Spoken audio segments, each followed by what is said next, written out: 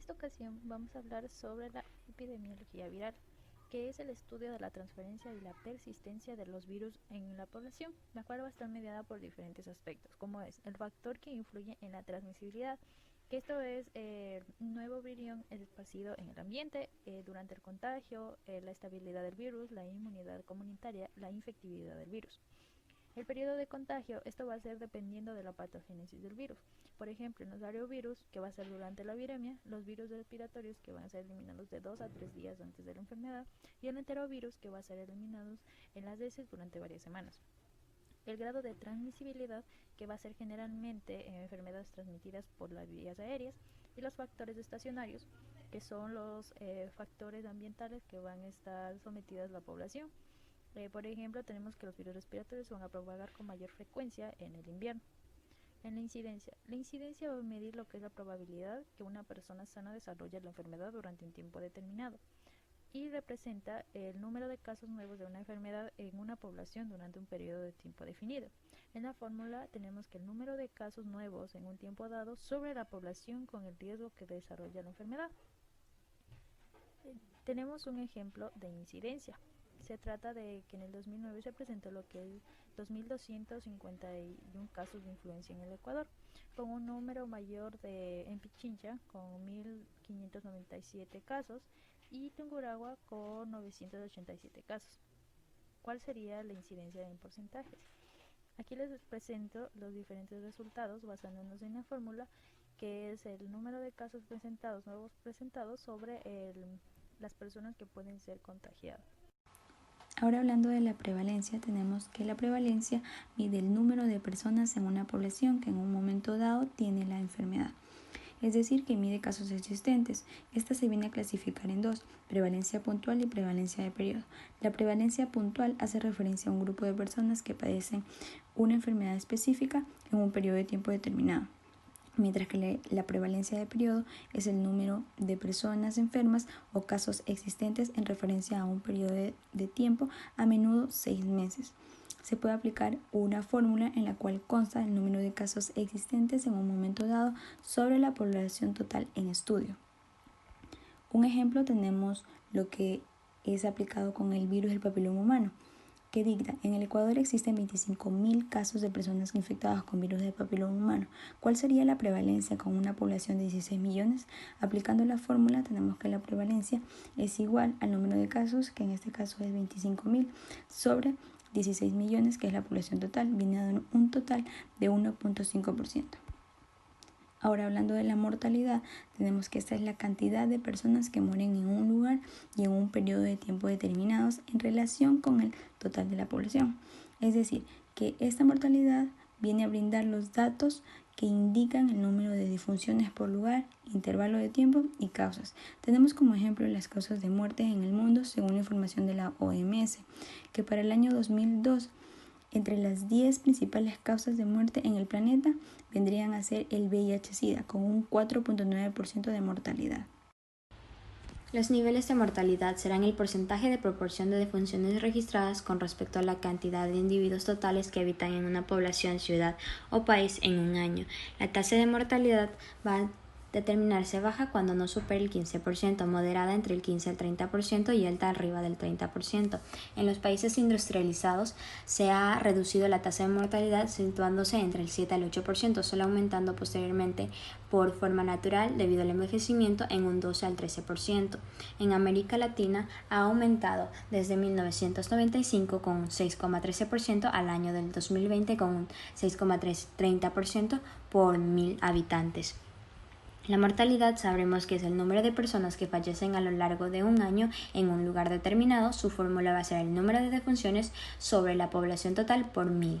La tasa bruta de mortalidad solo va a venir a cambiar en la población total por la población total de la mitad de un año, o la tasa específica de mortalidad según la edad o sexo va a ser una edad X, solo va a cambiar la población total por una edad X o un sexo X. El ejemplo vamos a tener el coronavirus en la tasa de mortalidad en el mes de marzo del 13 al 31 con una tasa de mortalidad de 3,34, con mayor proporción en Guayas con 1.966 casos, de fallecimiento y en Manabí van a ser en la menor proporción con un 54 casos de fallecimiento.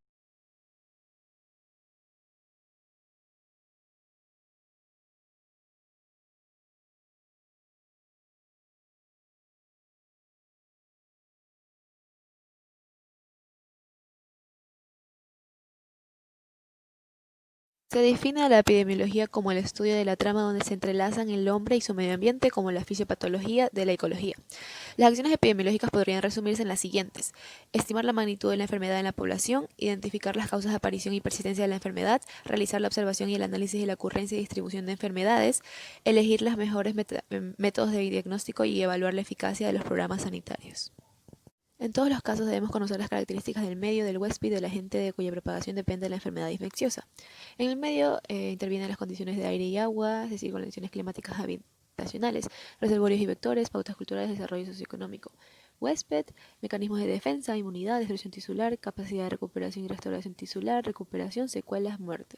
Agente, mecanismos de transmisión y dosis infectante del patógeno, replicación y diseminación, destrucción del patógeno. Propagación deben considerarse las fuentes, puertas de salidas, mecanismos de transmisión de la enfermedad, puertas de entrada y huésped potencial como eslabones de una cadena. Las fuentes de infección son las personas enfermas o los portadores sanos, los reservorios animales y los objetos inanimados, de los cuales el agente infeccioso pasa inmediatamente a un nuevo huésped. La puerta de salida depende del lugar donde se desarrolla el proceso patológico, donde circula el agente y finalmente su capacidad de propagación.